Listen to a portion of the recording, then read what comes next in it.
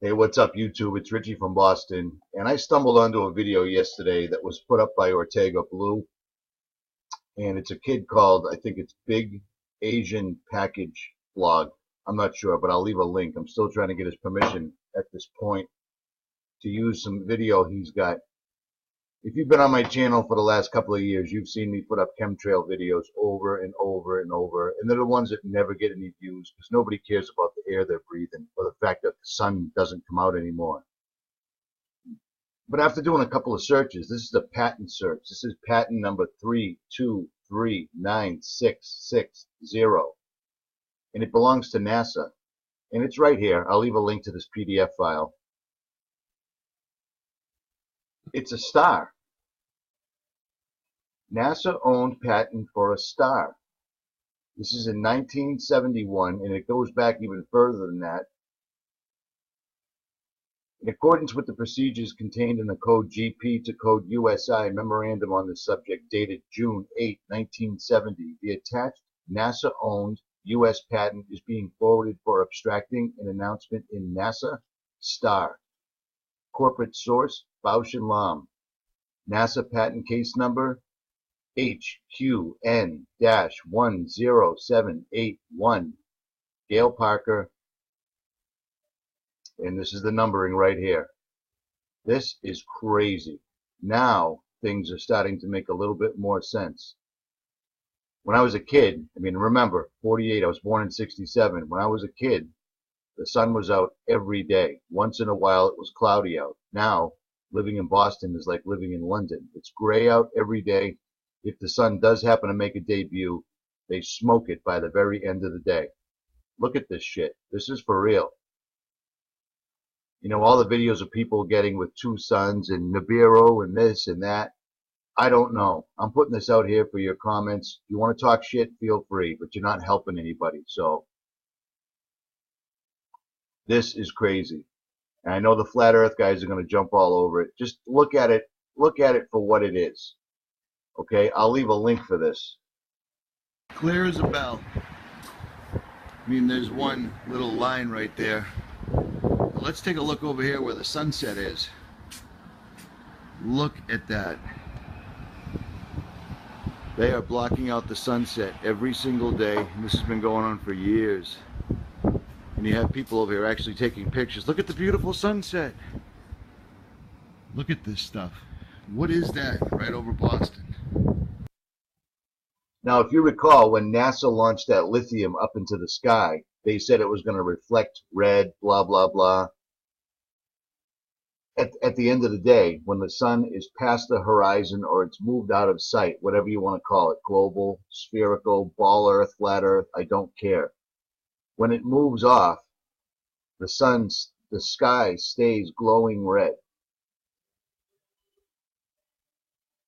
And I think I even mentioned that. It looks like the horizon now looks like the atmosphere of Mars. Reddish color. Looks like the atmosphere of Mars. That's kind of odd, huh? So that gives a little credence to Anthony Patch's and several other very smart fellows' thoughts that they're actually terraforming the air for another species that's not us. Which would explain why all the robots and CERN has literally made themselves a back door. I don't know. Look at that. Clear. You can see here pretty clearly that that is not round.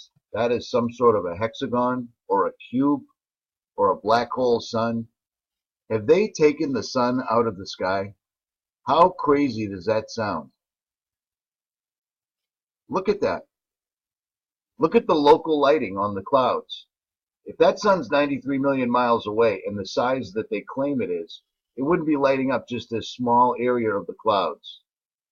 This stuff is showing up absolutely everywhere. Everywhere.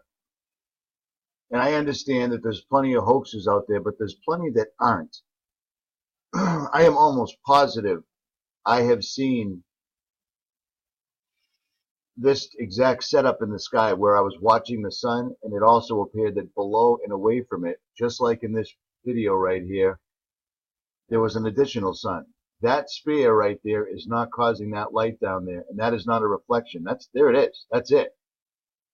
Nibiru, all these other things, I don't know about that. Now they're claiming they found a ninth planet in our orbit. Caltech did. You know what I'm saying?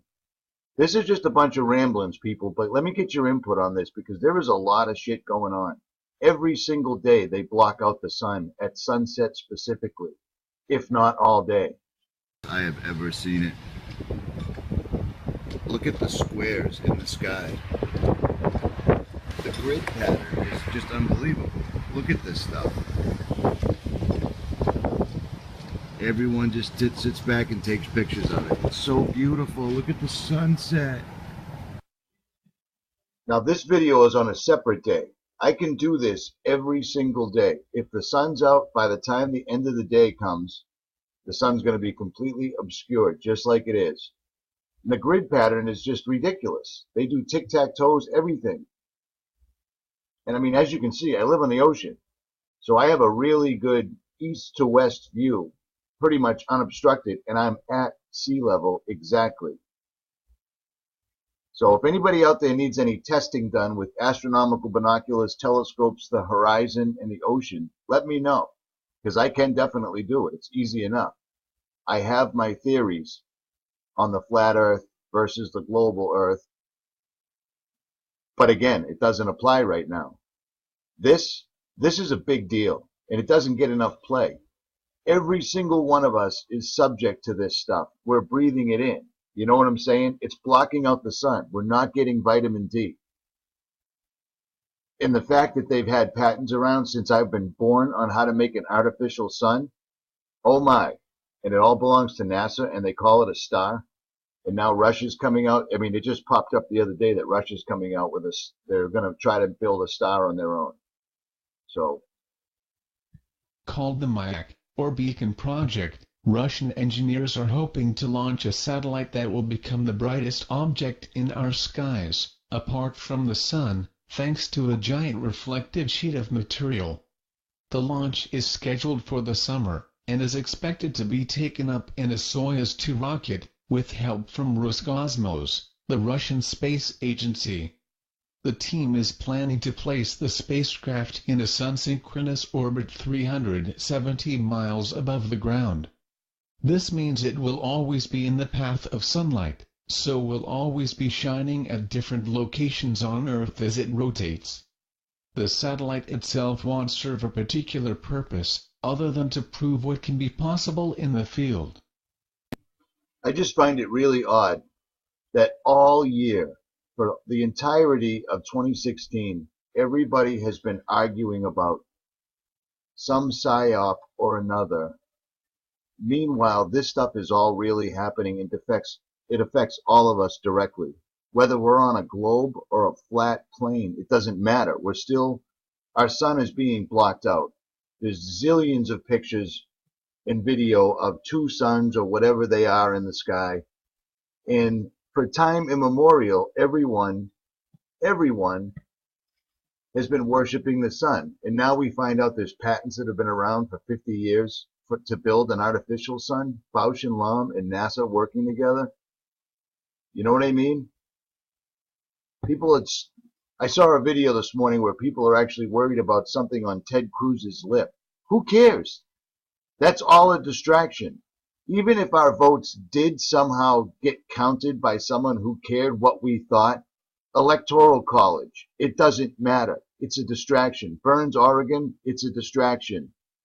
Green screen or not, I saw that video with Herbert Walker Bush being rolled through. That was not a green screen whatsoever. That's used for measurements and such at NASA's control center for the space station or whatever. But it's not the point. Stuff like this matters. We need the sun to live, period. That's a fact.